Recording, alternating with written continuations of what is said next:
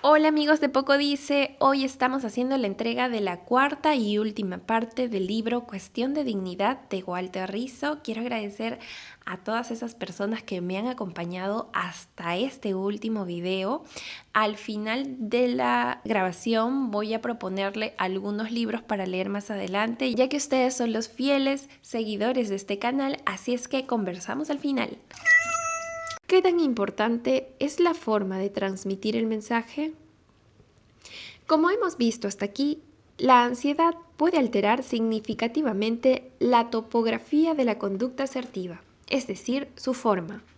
Alguno de estos componentes verbales, por ejemplo, volumen de la voz, entonación, fluidez verbal, y no verbales, por ejemplo, la expresión facial, mirada, postura, han sido especialmente estudiados por los expertos en habilidades sociales en un intento de mejorar el impacto del mensaje. Si tomamos en cuenta los datos obtenidos hasta el momento, podríamos dar la siguiente recomendación. Si usted desea ser asertivo, no descuide la manera de expresarse, pero tampoco olvide que no debe sacrificar el contenido verbal, es decir, el tema central del mensaje. Sería recomendable que evite los extremos de cada componente, ya que suelen ser mal evaluados y pueden alterar la calidad de la información. Por ejemplo, no sostener la mirada huidiza, es típico de la gente sumisa, pero mirar demasiado intensamente, mirada penetrante, es una de las características de los agresivos. Una gesticulación pobre es síntoma de inasertividad, pero una expresión gestual histriónica y exagerada produce un hastío. Un volumen de voz muy bajo demuestra inseguridad, pero uno muy alto genera miedo. Una entonación monótona puede crear la impresión de poca emotividad o compromiso, y un énfasis demasiado marcado puede dar lugar a malas interpretaciones. Si usted decide ser asertivo, debería tener en cuenta los indicadores expresivos verbales y no verbales de la asertividad y tratar de no pecar por exceso ni por defecto. Analicemos en detalle cada uno de estos elementos moleculares que le dan forma a la conducta asertiva. Mirar a los ojos. La mirada huidiza es típica de las personas inasertivas. Ellas buscan desconectarse en vez de conectarse. Escapan a cualquier tipo de contacto y especialmente al contacto ocular. Los ojos hablan y esculcan. La mirada siempre nos desnuda y nos pone frente a frente con lo que somos. Sostener la mirada es una manera de mostrar valentía y también abrirse a la indagación del prójimo.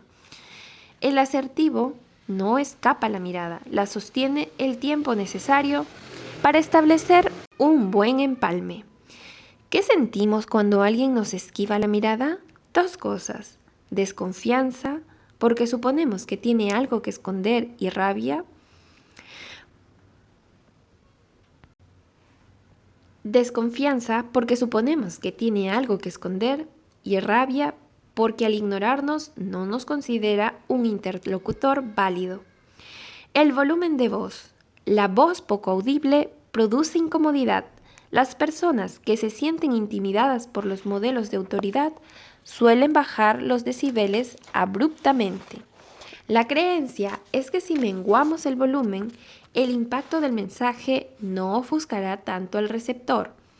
Los inasertivos utilizan un volumen de voz demasiado bajo, lo que dificulta la comunicación, además de dar una mala imagen. ¿Qué impresión nos llevaríamos de alguien que habla con un volumen de voz bajo? Sería evaluada como una persona tímida e insegura. Modulación y entonación de la voz. Hay personas que hablan como un ordenador de última generación.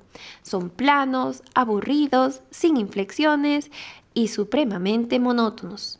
La entonación comunica sentimientos, nos hace humanos, nos hace simpáticos, empáticos o antipáticos.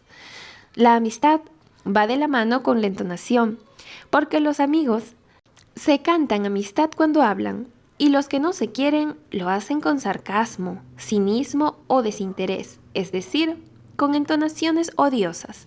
Conclusión. Las relaciones humanas son musicales. Conozco personas a las que no se le distingue la pregunta de la afirmación. Deslucen en cada conversación, carecen de oído. La entonación siempre implica interés. Si nuestro interlocutor es parco, no nos sentimos queridos. El lenguaje que no se saborea es una proclama leída en otro idioma. No se entiende ni se degusta. ¿Qué sentimos cuando alguien nos habla con una entonación pobre y sin modulación afectiva? Aburrimiento, desconexión, un peso en el cerebro y pereza de responder. Fluidez verbal. La fluidez verbal requiere de espontaneidad y seguridad. Los tiempos muy largos de respuesta, donde se piensa demasiado, crean angustia en el que está esperando el mensaje. Hay individuos que se demoran siglos en contestar, como si cada conversación fuera una cuestión de vida o muerte. Sin embargo, la mayoría de las relaciones interpersonales no son tan trascendentales como para poner a funcionar todo el sistema cognitivo en su máxima potencia. Si nos dicen, hola, ¿cómo estás? ¿Qué tenemos que hacer? Una revisión exhaustiva sobre nuestra calidad de vida en los últimos meses y elaborar el trauma de la primera infancia. Las personas inseguras creen que cada pregunta es un problema que deben resolver. Los inasertivos utilizan un arsenal de recursos inadecuados, circunloquios y muletillas, pues, bueno, silencios entre frase y frase, repeticiones y aclaraciones innecesarias, disculpas reiteradas, insinuar en vez de afirmar, en fin, rodeos y amagües de todo tipo. ¿Qué sentimos cuando estamos hablando con alguien que carece de fluidez verbal? Impaciencia, desesperación y ganas de sacudirlo. La postura. La postura de los sumisos es inconfundible. El cuerpo suele estar más inclinado que su interlocutor y la cabeza un poco más agachada de lo normal, dando la impresión de una reverencia sutil. La postura comunica actitudes y el inasertivo, con su sola presencia física, demuestra que lo único que desea es no molestar ni someterse. Algunos adoptan el saludo militar y luego de una imperceptible genuflexión agregan un apaciguado «sí, señor». En Latinoamérica es posible oír expresiones como «mande» o «a la orden». Algunos dirán que es cortesía, pero para mí son reminiscencias del colonialismo español. ¿Qué sentimos cuando una persona se inclina ante nosotros de manera servil? Rechazo y distanciamiento. Es difícil acercarse afectivamente a alguien que no se respeta a sí mismo. La sumisión, al igual que la cobardía y otras debilidades, produce rechazo, a no ser que el delirio de grandeza nos active el efecto de sube y baja. Cuanto más se inclina el otro, más levantamos la cabeza. Los gestos. El gesto es la entonación del cuerpo. Es el que nos acompaña físicamente al lenguaje y completa su sentido. El gesto es el lenguaje no hablado, silencio que delata, expresión en estado puro. Se puede gesticular con todo el organismo, pero es el rostro donde más se configura lo que somos. No solo miramos a los ojos, también observamos las arrugas, las cejas, la boca, las comisuras, la nariz, las orejas y todo a su vez. Los gestos de los individuos no asertivos suelen estar desfasados con respecto al lenguaje hablado. Hay cierta ambigüedad en el mensaje. Pueden asegurar que están alegres, pero se los ve tristes, o lo contrario. De manera similar a lo que ocurre con la entonación, las expresiones gestuales suelen ser frías, impasibles y serias, como si los músculos de la cara estuvieran anestesiados. ¿Qué sentimos cuando estamos frente a una persona con poca expresión gestual? Desconcierto, incertidumbre, desconfianza. El contenido verbal del mensaje. El contenido del mensaje asertivo es la transcripción en palabras de la meta que deseamos alcanzar. Debe ser claro, explícito, directo y franco, tal como vimos, considerado y respetuoso de los derechos ajenos. El contenido no puede tener puntos medios. Es el único componente que no puede ser negociable. No puedo fallar en lo que digo, es o no es. Hay personas que a punto de expresar sus pensamientos o sentimientos terminan diciendo otra cosa. Cambian el tema porque el miedo o la inseguridad se lo impiden. Si es así, simplemente no fueron asertivas. No importa que tan bien se hayan expresado. Si me veo obligado a manifestarle a alguien que ya no me siga robando, puedo hacerlo de mil maneras, hasta con música, pero la esencia del mensaje debe estar presente. En resumen, no se puede cambiar el contenido del mensaje y seguir siendo asertivo. ¿Qué sentimos cuando descubrimos que alguien no dice lo que piensa? Indignación e ira. 4. El miedo a las figuras de autoridad. Muchas personas relacionadas con modelos de autoridad pueden quedar atrapadas en un conflicto atracción-repulsión. Necesito la fortaleza y la seguridad que me brinda la autoridad para sobrevivir, pero temo que me quite la autonomía. Los que ostentan la autoridad pueden ser democráticos y participativos en el manejo de la misma, o déspotas y dominantes a la hora de aplicarla. Como sea, estar cerca de quien ostenta el poder genera una ambivalencia entre las ventajas y las desventajas que esta persona ofrece. Los padres con personalidad autoritaria inculcan valores rígidos, miedo a desobedecer, sentimientos de hostilidad generalizados y la tendencia a crear estereotipos y prejuicios sociales. De manera similar, los padres que hacen uso de la fuerza exigen obediencia de sus hijos, inducen un estilo orientado a la culpa y el autocastigo. En general, los métodos disciplinarios orientados al castigo y a la retirada de afecto provocan patrones de escasa regulación afectiva, miedo y depresión. Un número considerable de adultos depresivos recuerdan a sus padres como intrusivos, rechazadores y controladores. Los datos no mienten. No es nada fácil ser asertivo con una persona que ejerza dominio psicológico en el grupo de referencia, más aún si hay una vinculación afectiva. La historia personal crea una serie de condicionamientos que no son fáciles de eliminar, como el caso del león que desde cachorro había sido criado por un pequeño perro que lo maltrataba y lo asustaba. Y cuando el león creció y se hizo grande, fuerte e imponente, todavía al ver al insignificante can u oír su ladrido, salía corriendo muerto de miedo. El pasado no perdona si nos quedamos anclados a él. Los temores que creamos en la temprana infancia pueden arrastrarse por toda la vida como un lastre insoportable. Clara era una estudiante de sexto semestre de ingeniería. Su motivo de consulta fue su exagerada dependencia emocional. Era una mujer extremadamente inasertiva, con escasas habilidades sociales y altamente sensible a la no aprobación. Evitaba en lo posible las relaciones interpersonales y casi no tenía amigas. En una de las citas surgió un tema del cual se avergonzaba y nunca había querido hablar con nadie.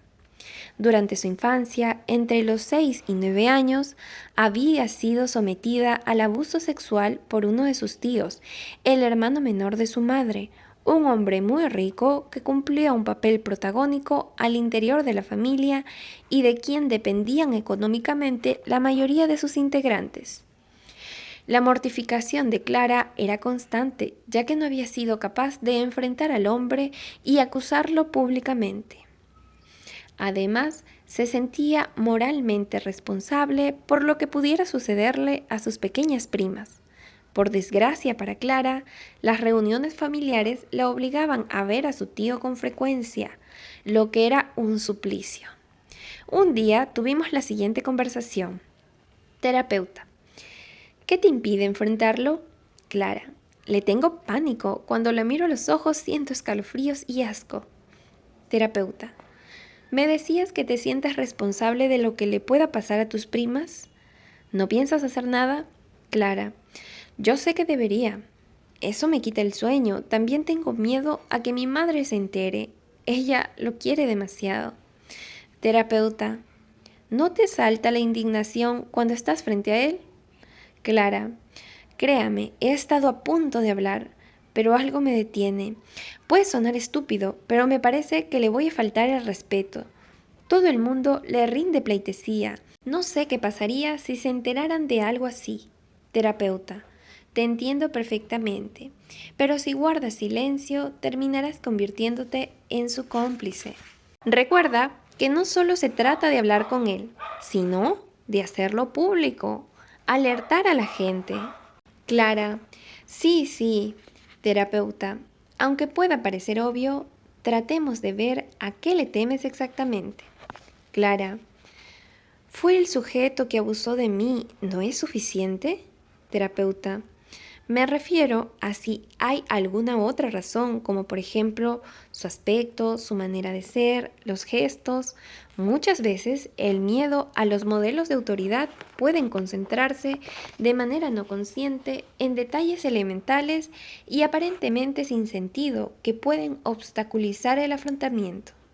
Clara, no sé, quizás su porte es grande, hace pesas y se ve como primitivo. Cuando se ofusca, abre las fosas nasales. Me recuerda a un chimpancé. Su manera de respirar. Terapeuta, ¿quieres resolver este problema? ¿Realmente quieres? ¿Lo deseas con todo tu ser? ¿Es vital y no negociable? Clara, sí, así lo siento. Además de otros objetivos terapéuticos relacionados con el abuso y el consiguiente trauma, una de las primeras metas fue atacar el miedo a su tío para que pudiera expresar asertivamente lo que tenía guardado. Cuando le tenemos miedo a alguien por lo que representa, lo recomendable es meterse a la boca del lobo, pero sin que el lobo se percate, romper el distanciamiento defensivo y penetrar en el territorio enemigo. Durante algún tiempo, Clara se preparó de dos formas. La primera consistía en imaginarse a sí misma siendo asertiva con su tío y expresando directamente su dolor. La segunda era en vivo y consistía en no evitarlo. Por el contrario, cada vez que lo tuviera al frente o se lo encontrara en una reunión, debería mirarlo a los ojos y observar con detenimiento sus fosas nasales. La tarea era aproximarse a él y permanecer en su territorio tratando de que su sistema nervioso se habituara al hombre. Incluso podía hablar con él, intentando que sus componentes verbales y no verbales fueran adecuados. Es decir, la idea era practicar con él sin que él lo supiera. Finalmente, cuando pudo procesar adecuadamente la experiencia traumática y el miedo comenzó a disminuir, convocó a una asamblea familiar y contó lo sucedido. Allí, reveló crudamente los hechos y puso en alerta a los padres de las otras víctimas potenciales. Sin embargo, para su sorpresa y la mía, la mitad de los asistentes no le creyeron y prefirieron seguir siendo fieles a su benefactor. La madre de Clara aún no cree que el abuso haya existido. La conducta asertiva de Clara tuvo 4 consecuencias positivas. Alertó a los padres de las niñas, completó el proceso de recuperación del trauma, fortaleció su dignidad y desenmascaró a su tío. El miedo a las figuras de autoridad nace de la creencia de que hay personas superiores, que poseen más derechos y que saben lo que es conveniente para uno. La idea es supremamente peligrosa porque nos lleva de manera automática a rendir pleitesía y a obedecer por obedecer. El culto a la autoridad, cualquiera sea su origen, nos hace confundir la idolatría con el respeto. Hay una diferencia fundamental entre ser ídolo y ser un líder positivo. Al ídolo se lo venera o se lo envidia. La mente se obnubila o se doblega ante la fascinación. Al líder verdadero se lo respeta. La mente se expande, crece en admiración no reverencial. El líder inteligente deja ser. El discreto ayuda sin ser visto. Nos pone en el camino del pensamiento y nos induce a ser libres. Conclusiones. 3 principios para contrarrestar la interferencia de la ansiedad social. El coraje es uno de los atributos que debe acompañar a la persona asertiva.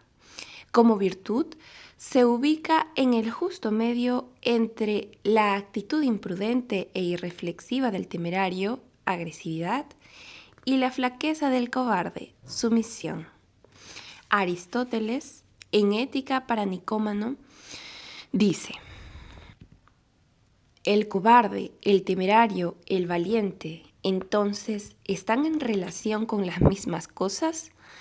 Pero se comportan de diferentes maneras frente a ellas, pues los dos primeros pecan por exceso o por defecto, mientras que el tercero mantiene el justo medio y como es debido. Y en un apartado posterior, de manera más explícita, agrega: temerario es el que no teme ni lo que debería temer, ni cuándo, ni cómo. Cobarde, por el contrario, aquel que teme lo que no debería, y cuando no debería, y como no debería. El asertivo es valiente, pero en un sentido realista. No es inmune al miedo, sino que lo enfrenta, pelea con él, intenta dominarlo. Lo que define al coraje no es la ausencia de miedo, sino la voluntad de vencerlo. En Cartas a Lucio, Séneca citó a Epicúreo en la siguiente premisa: si vives con arreglo a la naturaleza, nunca serás pobre. Si vives con arreglo al que dirán, nunca serás rico. La naturaleza exige poco, la opinión de los demás mucho. Los deseos naturales se acaban. Los que provienen de la falsa opinión no tienen cuándo detenerse, pues lo falso no tiene término ninguno. La necesidad de aprobación y el consecuente temor a la evaluación negativa pueden durar toda la vida si dejamos que la cobardía decida por nosotros. Aunque las formas de afrontar la ansiedad social pueden ser muchas y variadas, presentaré 3 principios que pueden ayudar a enfrentar y razonar la ansiedad de una manera más saludable. Aunque no está de más señalar que las enfermedades psicológicas del miedo, como por ejemplo las fobias severas, la ansiedad generalizada, los desórdenes obsesivos compulsivos o el trastorno de pánico, entre otras, requieren tratamiento especializado. El principio de la aceptación incondicional. Soy valioso. Este principio es fundamental para la salud mental. La regla es maravillosamente simple. Debo aceptar mi esencia. En tanto esté vivo, soy valioso per se, sin razones ni motivos, por lo que haga o haya dejado de hacer, tampoco por lo que tenga o haya tenido alguna vez. Mi valía personal radica en mi existencia, no en mis logros. Mis éxitos o fracasos no pueden medir mi valor esencial como ser humano, simplemente porque soy más que eso. La aceptación incondicional sugiere que puedo reconocer y criticar mis errores sin considerarme despreciable e indigno por ello. Mi dignidad nunca está en juego. Una cosa es aceptar que debo cambiar porque me he equivocado y otra, condenarme a mí mismo como ser humano. La autocrítica sana es la que llega desde el amor propio. Me critico porque me quiero y deseo mejorar, y no desde el autodesprecio. Soy mucho más que mis errores. Soy humano, muy humano, demasiado humano, diría Nietzsche. Hagamos una analogía con el amor que sentimos por nuestros hijos mayores, para luego trasladarnos a nosotros mismos. Hay muchas cosas de ellos que nos disgustan y que incluso no soportamos con facilidad. Podemos considerar que algunos de sus comportamientos son francamente desagradables. Podemos criticarlos y regañarlos y, sin embargo, a pesar de la inconformidad y de los dolores de cabeza que nos propician, los queremos arrabiar. El amor que le tenemos nunca está en juego, jamás se condiciona a una buena nota o a que se porten bien. Condicionamos los premios o los privilegios a la conducta, pero no el afecto. Los queremos por lo que son, con lo bueno y lo malo a cuestas. Más aún, cuando más problemas tienen, más lo amamos, porque más nos necesitan. El amor por nuestros hijos no está condicionado. De manera similar, la autoaceptación incondicional es un factor de protección para la autoestima. Puede que me enfade conmigo mismo, que no me soporte un día o que ni siquiera me provoque mirarme al espejo, pero a pesar de todo, nunca cuestiono mi valía, nunca pongo a tambalear mi amor propio, no trato de destruirme. Es un deber para con la vida que cargo más que un derecho. Usted puede y tiene la obligación de cambiar, y más cuando su comportamiento afecta irracionalmente al mundo que lo rodea o a usted mismo. Pero esta transformación debe estar fundamentada en la convicción de que se equivocó y no en la idea de que usted es malo y debe hacerse bueno. De hecho, puede sentirse mal por lo que hizo, pero no autocondenarse. Y mientras todo esto ocurre, mientras usted se critica y su mente trata de comprender qué fue lo que ocurrió y por qué falló, su verdadero yo se conmueve, se quiere, se cuida y se renueva. Aceptarse incondicionalmente, pese a ser imperfecto, es cerrarle la entrada a la vergüenza patológica y también despreocuparse por el fastidioso que dirán. La imagen psicológica que proyectamos, aunque suene a retórica, es el reflejo de lo que somos por dentro. Si nos sentimos bien con nosotros mismos, seremos auténticos y asertivos. No habrá nada de qué avergonzarnos ni nada que esconder. Lo que cuenta es la identidad, el núcleo duro del que estamos hechos. Una persona que se siente digna no es intachable, sino transparente. No busca aparentar, sino ser. El principio de comparar las ideas con la realidad. Pensar como científico. Los humanos somos expertos en el arte del autoengaño. Los túneles de la mente son un gigantesco laberinto donde muchas veces nos perdemos a nosotros mismos. Nos gusta fantasear, soñar despiertos, crear utopías, hacer países mágicos, imaginar lo que no existe y transformar lo que existe para hacerlo inimaginable. Construimos mundos fabulosos, fantasmagóricos y encantados para escapar de la realidad.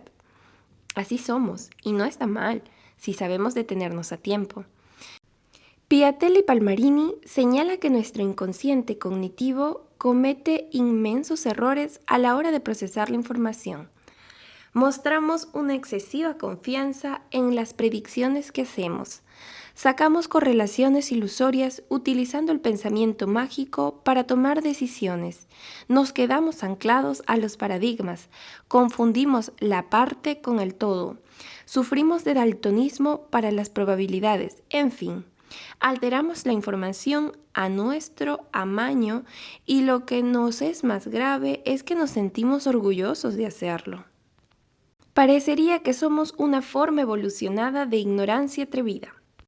Nuestra mente funciona con una regla conocida como racionalidad restringida, que consiste en negar o excluir la información que no coincida con nuestras creencias y facilitar el procesamiento de aquellos datos que sí sean congruentes con ellas.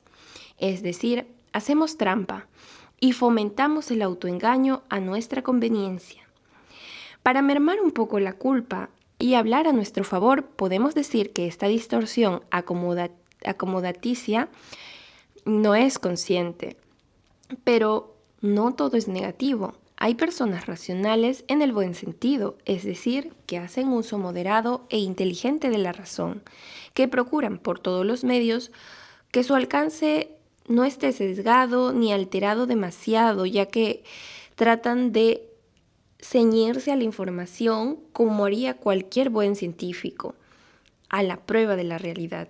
Así, cada pensamiento es tomado como una hipótesis que hay que cotejar con los hechos. Esta actitud no significa que debamos andar de bata blanca y poner cara de ratón de laboratorio. Tampoco implica eliminar el juego ilusorio de nuestra vida, descartar de plano el encanto de las intuiciones o matar las emociones. Simplemente se trata de poner a trabajar la lógica cuando sea necesario hacerlo. Lo que enseña el principio de someter las ideas a prueba es verificar si nuestros pensamientos tienen fundamento o no. Dejar que sea la realidad objetiva la que confirme o desconfirme las predicciones. Las personas ansiosas se la pasan haciendo anticipaciones catastróficas que generalmente no se cumplen. Una de mis pacientes sufría de ansiedad generalizada y vivía profetizando cosas horribles como enfermedades terminales, violaciones, robos y terremotos. La prueba de realidad consistió en registrar las predicciones negativas que hacía diariamente y ver cuántas de ellas ocurrían en un lapso de 6 meses. Los registros mostraron alrededor de 10.000 anticipaciones calamitosas, unas 50 diarias, todas erradas. La cifra total, calculada para los 10 años que había padecido la ansiedad generalizada, fue de 200.000 vaticinios no cumplidos. La conclusión se caía de su peso. Usted no es la mejor pitonisa. Spinoza, en la proposición 73 de la Ética, expresa: al hombre que se guía por la razón, no es el miedo el que lo lleva a obedecer. Decisiones basadas en lo razonable. Me pregunto si no será que la moda de la inteligencia emocional nos habrá hecho descuidar las buenas razones. El hombre guiado por la razón del que habla Spinoza es aquel que se inclina ante la evidencia empírica. Explorar nuestros pensamientos y someterlos al exhaustivo examen de los hechos va creando una actitud saludable, antidogmática y abierta al mundo. Si la curiosidad experimental de saber qué tan lejos o cerca estamos de la verdad, seguiremos aferrándonos a la superstición y amparándonos en la irracionalidad. El principio de la exposición activa, retar el miedo. El conocimiento, el saber, la razón y la lógica pueden aminorar algunos miedos y eliminar otros de manera radical. Sin embargo, no proporcionan necesariamente coraje. La valentía es una actitud, como decía Descartes, que tiene bastante de pasional. No podemos vivir sin arrojo, lo necesitamos para amar, para llorar, para gritar, para defendernos, para renunciar, para combatir, para decir no, para ser feliz y para 1000 cosas más. El coraje es el motor de la existencia digna. Tal como dije en la otra parte, ser valiente no es ser suicida, sino mezclar pasión y razón para sostenerse un minuto más que los demás en la situación temida. Aguante un segundo más y será condecorado. El héroe no desconoce la adrenalina, la vive intensamente, la soporta hasta alcanzar su meta. No hay heroísmo ni tosudez, y no hay valentía sin esfuerzo. La persona que ejercita el coraje como virtud jamás olvida la excepción a la regla. Es un experto en discriminar cuándo se justifica y cuándo no. Reconoce que para deponer las armas también se necesita coraje. Otra vez, Spinoza y su ética. En un hombre libre, pues una huida a tiempo revela igual firmeza que la lucha. O sea, que el hombre libre elige la huida con la misma firmeza o presencia de ánimo que el combate. Yo agregaría que además de la grandeza moral, se requiere de inteligencia práctica, capacidad de pensar y evaluar las consecuencias. Para que el coraje sea virtuoso, además de un corazón enardecido, se necesita un cerebro bien puesto. En psicología clínica, la regla principal para vencer el miedo es enfrentarlo, exponerse a él y agotarlo. Obviamente, muchos de estos actos de valentía deben ceñirse a ciertos procedimientos técnicos, ya que si la exposición está mal planteada, el paciente puede sensibilizarse. Pero en términos generales, nadie duda que la audacia y el experimentalismo responsable como forma de vida disminuyen las probabilidades de adquirir enfermedades psicológicas relacionadas con la ansiedad. El principio de la exposición activa propone un estilo orientado a asumir los riesgos necesarios para vencer el miedo.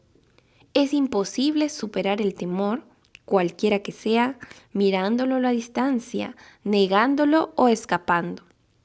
Hay que aventurarse y meterse en el ojo del huracán, ya sea de manera suave o abrupta, solos o con ayuda profesional, con medicamentos o sin ellos, como sea. Hay que luchar contra el miedo, o si se quiere, hay que padecerlo, hasta que nos podamos reír de él. Hay que retarlo, llamarlo, invitarlo a entrar y jugar de local. Hay que asustar al miedo. Epílogo. Una guía para organizar y pensar la conducta asertiva. La siguiente guía resume los aspectos más importantes señalados a lo largo del libro para poder organizar y pensar con calma la conducta asertiva. El esquema funciona como un árbol de toma de decisiones que permite reflexionar sobre cada aspecto de la asertividad. Si bien en muchas situaciones de la vida diaria no podemos pensar antes de actuar, mi experiencia clínica es que el uso reiterado de esta autoguía va familiarizado a las personas con el proceso de toma de decisiones necesario para defender los derechos.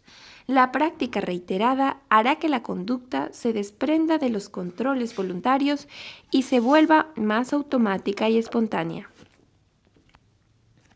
1. ¿La situación provocadora que me impulsa a ser asertivo es real o es producto de mi prevención o imaginación? Usted debe estar seguro de que no hayan fallas en su percepción.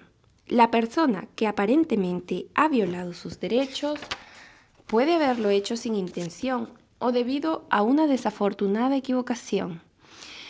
Si usted concentra la atención de manera inadecuada o malinterpreta el mensaje recibido, obrará como si realmente existiera una razón valedera para ser asertivo sin haberla.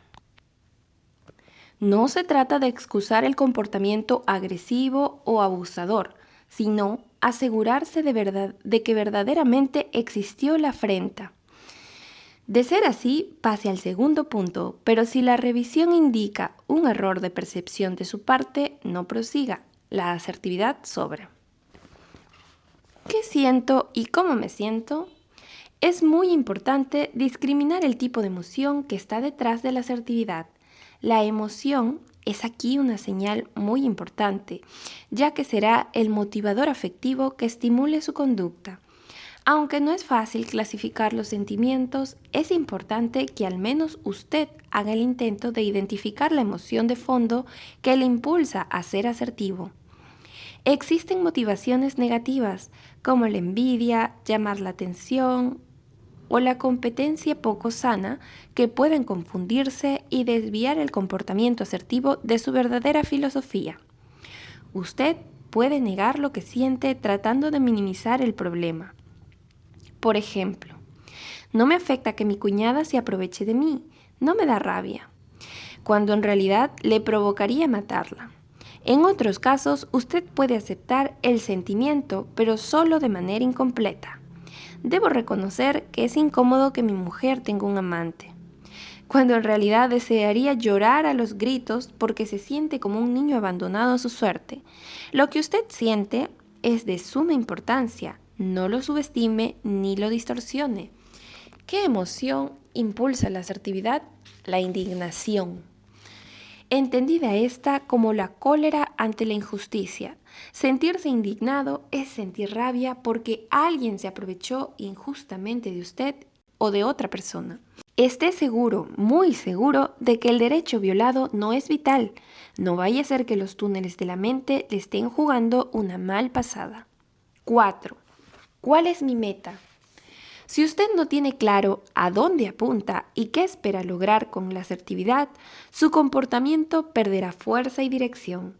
Es probable que termine desviándose de sus propósitos iniciales.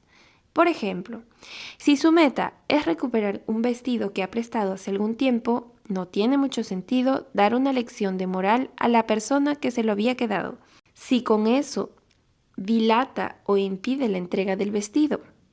Veamos un caso hipotético donde la meta es expresar un sentimiento de inconformidad y sentar un precedente, pero el sujeto Juan se pierde en el camino. Juan, me siento muy incómodo cuando utilizas mis cosas sin pedirme permiso. Quería que lo supieras. Andrés, no entiendo por qué te incomodas. No me parece que deba pedirte permiso. ¿Acaso no estamos compartiendo el mismo armario? ¿Acaso no somos hermanos? Independientemente de tu opinión, quería que supieras que a mí no me gusta. Hasta aquí, muy bien. Juan se reafirma y no se distrae. Andrés, no te comprendo. Juan, ¿qué es lo que no entiendes? Eso sí es el colmo. Aquí Juan se aleja de la meta porque su objetivo no era hacer que el otro comprendiera, sino simplemente dejar sentado un precedente. Andrés, a mí no me incomodaría. Juan, yo siempre te he pedido permiso. Juan ya entró en el juego de Andrés, empezó a disculparse por cuestiones del pasado que nada tenían que ver con su meta básica. Andrés, y aunque no lo hicieras, yo no me preocuparía, lo mío es tuyo. Estocada mortal, manipulación por culpa. Juan queda arrinconado. Juan, eso no lo creo. Decir las cosas es muy fácil. A nadie le gusta que utilicen sus cosas sin pedir permiso. Andrés, yo no soy egoísta. Juan, eso es lo que tú crees. ¿Qué entiendes por egoísmo? Juan perdió definitivamente la mira de su conducta y terminó en un problema cuasi filosófico sobre el egoísmo, cuando lo que quería era simple y llanamente expresar un desacuerdo. La meta de Juan, en ese caso, no era que su hermano comprendiera la diferencia entre el bien y el mal. Podía pensarse que si Andrés pudiera comprender las motivaciones profundas de Juan, sería más fácil convencerlo. Sin embargo, este argumento es solo parcialmente cierto. Conocer la virtud no nos hace más virtuosos ni evitar los delitos. Durante el diálogo asertivo, el objetivo original debe tenerse siempre presente. Juan se desvió a una segunda meta. Debo hacer que entiendas mis razones. Pero podría haberse dicho a sí mismo, no me importa demasiado que entienda mi motivación, solo quiero hacerle saber que no estoy de acuerdo con su manera de proceder. Si no cambia de conducta, veré qué hago, pero por ahora lo único que quiero es sacarme esta acumulación de rabia. No todo puede hacerse por consenso. La idea de mantener la meta o lo que dé lugar no debe interpretarse como la adopción de una postura rígida, inmodificable o desconsiderada para otros. Juan podría haber utilizado el disco rayado, que consiste en repetir la misma frase una y otra vez, hasta que la persona que intenta manipularnos se canse. Por ejemplo, si alguien quisiera venderle una aspiradora que usted no necesita, podría convertirse en un buen disco rayado, diciendo, no gracias, no la necesito. No gracias, no la necesito. Las veces que sean necesarias hasta que el vendedor comprenda que usted es un caso perdido. El objetivo principal de la asertividad no es tanto cambiar el comportamiento del otro, aunque si se logra mejor, como fortalecer la autoestima y autoafirmarse. Afortunadamente, el cumplimiento de esta meta solo depende de usted. 5. ¿Qué consecuencias negativas espero? Como vimos en la parte 1, ser asertivo trae algunas consecuencias para las cuales es bueno estar preparados. Ya sabemos que en la mayoría de los casos a la gente no le va a gustar que usted sea asertivo. Así que las reacciones no van a ser de abrazos y besos. Estoy feliz de que me hayas dicho lo que piensas. Eso solamente se ve en las películas. Recuerde que el abusador se ofende cuando sus víctimas se rebelan. ¿Qué puede esperar? Las posibilidades son muchas. Consecuencias extremas negativas. Agresión física o verbal, manipulación por culpa, chantaje y control emocional. Interrupción reiterada del afecto. Perder un amigo. Si se pierde por ser honesto, pues no lo era. Consecuencias sociales o laborales, no logra mejorar la meta y así. Consecuencias negativas internas. Sentir culpa o lástima por herir los sentimientos de alguien, sentirse ridículo, sentirse ansioso, castigarse verbalmente, arrepentirse y así. La práctica enseña que cuando se logran niveles aceptables de asertividad, la capacidad de anticipar consecuencias negativas mejora sustancialmente. Deténgase a pensar cuáles son las consecuencias negativas que usted espera de su interlocutor. Haga una lista. Por ejemplo, tome en cuenta el conocimiento que tiene del receptor, la historia de la relación, el contexto en el cual emitirá el mensaje, dónde, cuándo y cómo lo va a decir, y prepararse para el siguiente punto. 6. ¿Tengo alternativas de respuestas claras a las consecuencias probables? Esta pregunta es muy importante porque usted puede disponer de todas las habilidades requeridas para ser asertivo y aún así no ser capaz de asumir el costo psicológico o no tener opciones de respuesta. Para cada consecuencia esperada, intente planear algunas alternativas de respuesta. Por ejemplo, A. Si lo que espera al ser asertivo es agresión física y usted no es un karateca o algo parecido, descarte la asertividad. Quizá haya métodos más indirectos o menos arriesgados. B. Si lo que espera al ser asertivo es agresión verbal, no se detenga. Las palabras incomodan, pero no hacen daño físico. Diga el mensaje a todo pulmón. Hágalo lo más explícito posible y retírese. No se preste a más insultos. Si lo que espera al ser asertivo es una tentativa de manipulación por parte del receptor, lea la parte 2. Utilice la técnica del banco de niebla. Haga de cuenta que es una nube y que los mensajes lo atraviesan. Piense que no hay un núcleo duro que atrape nada. Todo sigue de largo. La cosa no es con usted. Usted puede ensayarlo en su casa. Imagine que alguien intenta ofenderlo o manipularlo y que usted flota como un autista feliz, indiferente a lo que le dicen. Las palabras lo traspasan de lado a lado sin tocarlo. D. Si lo que espera al ser asertivo es que un amigo le retire su amistad, sea asertivo y verifique si en realidad se trataba de un buen amigo. Si se retira, no lo era. E. Si lo que espera al ser asertivo es el rechazo social, piense si prefiere tener muchos conocidos o pocos, pero verdaderos amigos. La asertividad siempre implica algún costo social. También es importante considerar si sus allegados o su familia pueden verse afectados por su decisión. Téngalos en cuenta. No obstante, y a pesar de todo, si el club social al cual asiste o la imagen social es para usted más importante que su dignidad, no hay nada que hacer. F. Si lo que espera al ser asertivo son consecuencias negativas en lo laboral, está en un grave dilema moral. Usted decide qué es negociable y qué no lo es. Pero recuerde que la mayoría de las personas que se han vendido al mejor postor, al cabo de unos años, manifiestan que si la vida les diera otra oportunidad, no volverían a venderse. G. Si lo que espera al ser asertivo es sentir ansiedad, recuerde lo que leyó en la parte 3. Usted puede hacerle frente. H.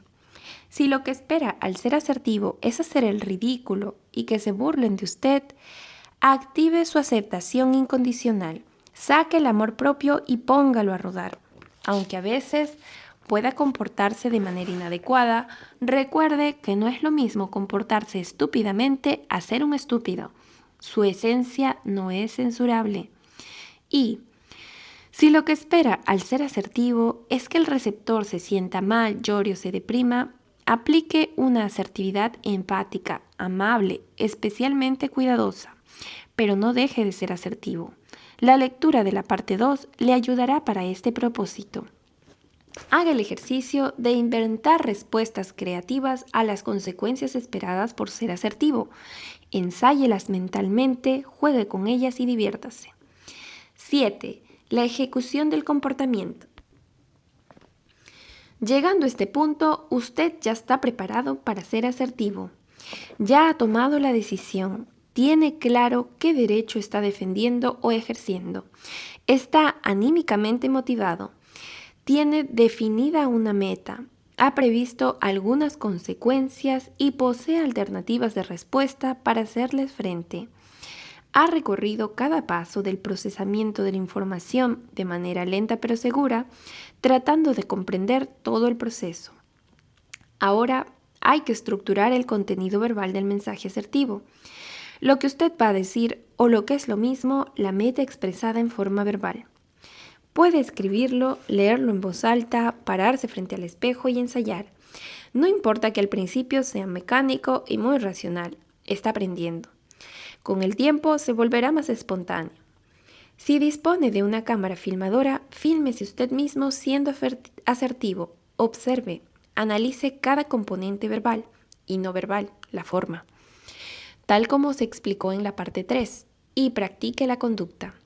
Realice ensayos imaginarios, busque un lugar cómodo, cierre los ojos y recree la situación provocadora. Imagínese siendo asertivo y reproduzca mentalmente cada componente de manera relajada. Si la ansiedad no lo deja, saque la mente de la situación un momento, piense algo agradable, relájese y regrese nuevamente a la imagen donde usted está siendo asertivo. Hágalo varias veces hasta que el ensayo imaginario pueda hacerse sin ansiedad y con una buena organización de los componentes. La preparación imaginaria le dará más seguridad a la hora de ejecutar su conducta in situ. No posponga la ejecución real cuando crea que esté listo. Sea atrevido, arriésguese, autoobsérvese y evalúe su desempeño de la manera más objetiva posible, es decir, sin lastimarse. 8. Autoevaluación. Después de ejecutar la conducta asertiva, haga una recopilación de lo que hizo bien y de lo que hizo mal. Evalúe si la meta se cumplió, si falló en alguno de los 7 pasos mencionados de la guía. Considere los puntos débiles y las fortalezas y felicítese por haberlo intentado. El autorrefuerzo garantiza una mejor ejecución la próxima vez. Usted ha sido asertivo. Terminamos con el libro de Rizzo, estuvo muy interesante. Saben que este libro pues yo lo sometí a una encuesta a mi comunidad y salió ganador. Estoy muy conforme porque me gustó mucho, me aclaró muchas cosas. Yo ya venía practicando la asertividad hace un tiempo, pero como siempre Rizzo me organiza todo y no solamente me organiza, sino que me muestra diversas herramientas que puedo utilizar para mí y para otras personas que normalmente converso y me piden algunos consejos. Así es que estoy muy contenta, ha sido un libro muy productivo. Bueno, para ustedes que son los seguidores fieles al canal, les voy a plantear los siguientes libros que puedo leer. Son libros que ya tengo en casa y que todavía no los he leído. Los libros que yo voy leyendo, o sea, yo no los he leído antes ni nada, yo voy leyendo y grabando para pues así releerlo en un futuro, ¿no? Aunque me he dado cuenta que cuando leo y grabo como que la información me entra un poquito más que simplemente leyendo. Les voy a explicar.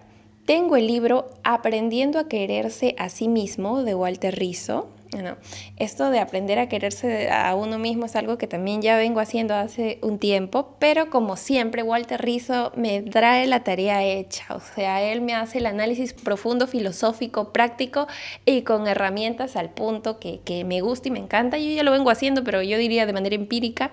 Con este libro seguramente pues voy a tener más alcances, voy a ver qué tan bien estoy yendo o si me faltan algunas cosas para poder implementarlas, ¿no? Igual, ya saben, somos empíricos de la vida. Entonces también tengo el libro Ama y no sufras, también me interesaría leerlo. Lo empecé a leer un poquito, pero como que no me tocó así tan profundo.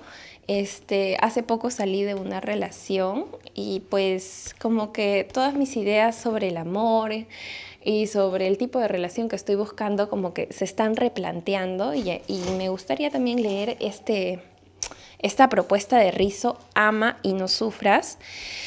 La otra que tengo es El poder del pensamiento flexible, igual de Rizzo, que creo que Es como variar una mente rígida a una mente libre y abierta al cambio. Creo que es muy importante para esta época que estamos atravesando por el coronavirus. Creo que a muchas personas les podría ayudar, no solamente a mí. Yo creo que de por sí mi pensamiento es, yo diría, bastante flexible, pero pues nunca está de más. También tengo acá un libro que se llama La vaca púrpura. Diferénciate para transformar tu negocio. Y pues también a todos los que sean emprendedores y autónomos como yo, creo que les serviría bastante. Lo dejo a su criterio. También puedo continuar leyendo el libro de Stephen Covey, El octavo hábito. Es un libro más pesado, tiene como 400 páginas, así que yo calculo que deben ser unas 12 horas más o menos. Entonces depende de ustedes elegir cuál es el siguiente libro que voy a estar leyendo. Yo encantada de aprender juntos, así es que me dejan un comentario mencionándome por cuál de estos libros estarían votando. Les voy a dar unos días de repente, vamos a ver cómo me van comentando. Si es que rápidamente me llenan de comentarios y ya puedo tomar una decisión, perfecto. Pero de repente me tome unos 2 días tal vez para que más personas escriban. Estoy muy agradecida con ustedes, en verdad. En realidad mi canal es nuevo. Yo inicié hace unos 6 meses subiendo un libro que me gustó, porque yo mayormente leo los libros que me gustan y que me ayudan. Lo hice sin ningún interés de tener un canal activo. Pero ahora con la cuarentena, pues me di cuenta que este libro que había subido, que también fue de Rizo, que era Pensar bien, estar bien, mi primer libro, y van a ver que no leo tan bien como ahora, porque ya vengo leyendo un poquito más seguido. Tuvo mucha acogida y muchas personas me agradecieron, que les ayudó un montón. Más ahora con el coronavirus, es súper importante ese libro para cambiar nuestro chip mental. Y yo súper contenta de poder ayudarlos y quiero continuar haciéndolo. Y antes de despedirme, quería mandar un afectuoso saludo a Verónica Juárez, que ayer estaba experimentando, hice un preestreno y ella se quedó pendiente, me di cuenta y hasta nos comentó en el en vivo, así es que ¡mua! Cariños hasta México. Y a todas las demás personas que me cuentan desde Ecuador, desde Colombia, desde Argentina y no sé qué otros lugares también, y a muchas otras personas, ¿no? A ver, creo que acá tengo los nombres de algunos. A Lau Solís, a De Siniestro de Argentina, a William Marto, eh, Axel Sack, a Over González Díaz, tengo a Lilian también en otro comentario, a la psicóloga Araceli Rabel, a todos ustedes, gracias por darse ese tiempito para comentar, para dar like. En realidad eso me ayuda mucho a crecer y pues obviamente su compañía. Sin más, me despido de ustedes. Muy pronto estaré haciendo un video para que conozcan a Poco, que es mi gatita, que siempre me acompaña cuando leo y pues que es el alma de este nuevo cambio que estoy teniendo, que luego ya tendré la oportunidad de comentarles también. Así es que, nuevamente, gracias por todo y nos estamos viendo en el siguiente libro. Saludos.